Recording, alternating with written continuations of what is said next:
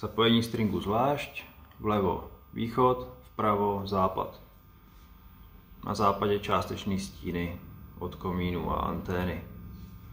Tak, přejdeme k přepojení.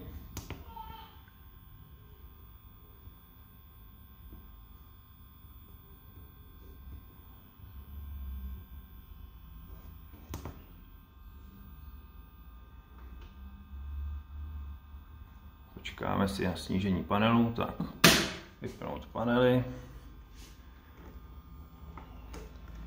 přehodit kabely, tam potřebuji 2 ruce, pauza, tak zapnout panely,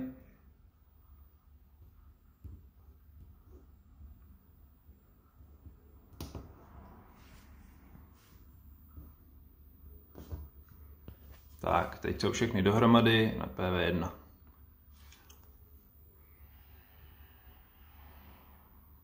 Počkáme chvíli, než se ustálí výkon.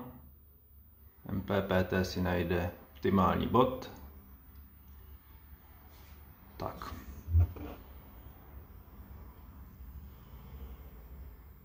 A je to. Zázrak.